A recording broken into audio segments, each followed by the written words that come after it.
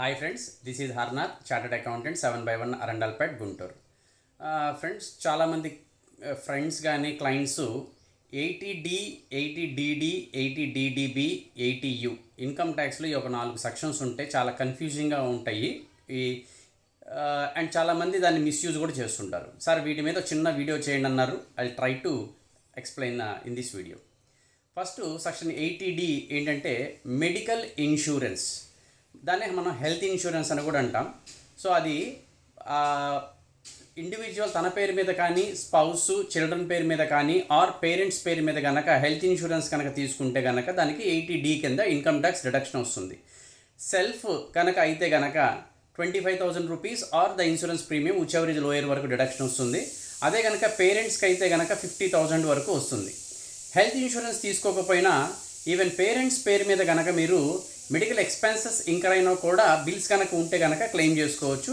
అలాగే preventive health checkup scheme కింద ఒక 5,000 వరకు కూడా క్లెయిమ్ చేసుకోవచ్చు. అంటే ఓవరాల్గా 50,000 క్లెయిమ్ చేసుకోవచ్చు. అదే ఇండివిజువల్, పేరెంట్స్, సీనియర్ సిటిజన్స్ అయి ఉంటే కనుక 25 + 50 ఓవరాల్గా 75,000 రూపీస్ వరకు డిడక్షన్ క్లెయిమ్ చేసుకునే అవకాశం ఉంది 80D కింద. 80DD ఏంటంటే డిపెండెంట్స్, అంటే ఇండివిజువల్ మీద కనుక ఎవరైనా డిపెండెంట్స్ లైక్ పేరెంట్స్ కానీ, స్పౌస్ కానీ వీళ్ళు కనుక డిజేబుల్డ్ పర్సన్స్ అయితే కనుక వాళ్ళకి ఏదన్నా వాళ్ళ మెయింటెనెన్స్, రిహాబిలిటేషన్కి ఏదన్నా ఎక్స్పెండిచర్ కనుక ఇంకర్ అయితే కనుక డిడక్షన్ క్లెయిమ్ చేసుకోవచ్చు. అది నార్మల్ డిజేబిలిటీ అయితే 75,000, సివియర్ డిజేబిలిటీ అయితే కనుక 1,25,000 వరకు క్లెయిమ్ చేసుకోవచ్చు. సివియర్ డిజేబిలిటీ అంటే మోర్ దెన్ 80%. సో అంటే లైక్ లెప్రసీ కానీ, హీరింగ్ డిఫెక్ట్ కానీ ఇలాంటివి ఉంటే కనుక కొన్ని రూల్స్లో చెప్పారు. ఆ సివియర్ డిజేబిలిటీ ఉంటే 1,25,000 వరకు క్లెయిమ్ చేసుకోవచ్చు.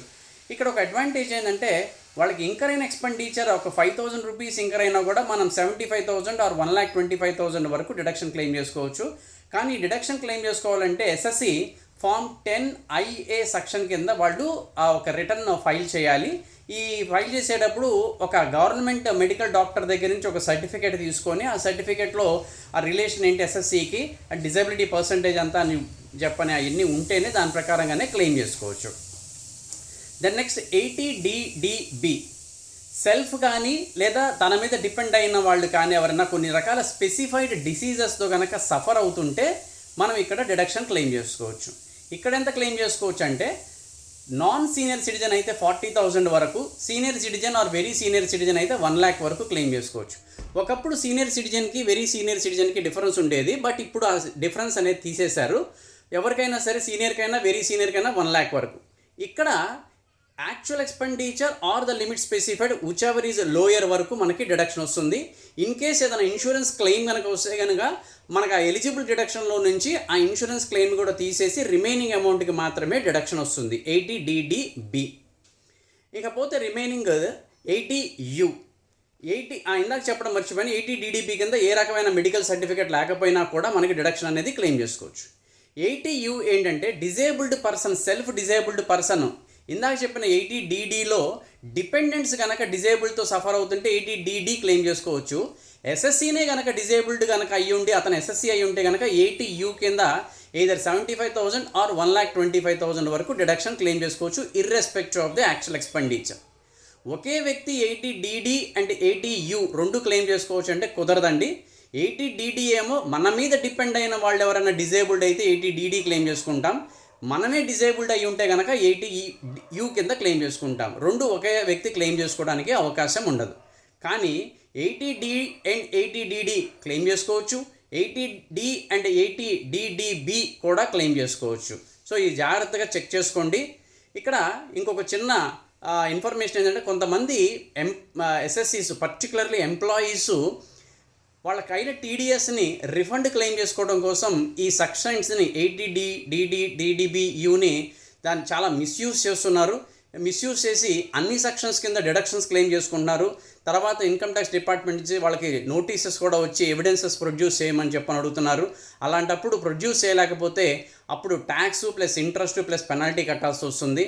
అండ్ మోరోవర్ కేవలం ఇన్కమ్ ట్యాక్స్ డిడక్షన్ కోసం మీ ఇంట్లో ఉన్న ఫ్యామిలీ మెంబర్స్, పేరెంట్స్ని, పిల్లలని, వాళ్ళని డిజేబుల్డ్ పర్సన్స్, స్పెసిఫైడ్ డిసీజెస్ వచ్చినాయి అని చెప్పిన అవన్నీ క్రానికల్ డిసీజెస్ అండి. వచ్చినాయి అని చెప్పని కనుక మీరు డిడక్షన్ క్లెయిమ్ చేసుకుంటే చాలా అన్ఫేర్గా ఉంటుంది. దయచేసి ఇలాంటి డిడక్షన్స్ అయితే కనుక మీరు క్లెయిమ్ చేసుకోవద్దు. సో బ్రాడ్గా 80D, DD, DDB, 80U differences ఇవి. ఇంకేదైనా పర్టికులర్గా మీకు ఏమైనా క్లారిఫికేషన్స్ కావాలంటే కనుక you can call me at 9885678619. So this is Harnath, chartered accountant, 7/1 Arundelpet, Guntur. Thank you very much friends. So ఈ వీడియో మీ ఫ్రెండ్స్కి, మీ వెల్ విషర్స్కి షేర్ చేసి ఇన్కమ్ ట్యాక్స్ డిడక్షన్స్ ప్రాపర్గా క్లెయిమ్ చేసుకొని ప్రాపర్గా రిఫండ్ వచ్చేట్టుగా చూసుకోమని చెప్పానండి. ఎవరైనా డౌట్స్ ఉంటే కాల్ చేయమనండి. ఈ వీడియో అందరికీ షేర్ చేయండి. అండ్ మీరు ఇప్పటివరకు ఈ ఛానల్ని సబ్స్క్రైబ్ చేయకపోతే కనుక please subscribe to this channel. Thank you very much. Wish you good luck.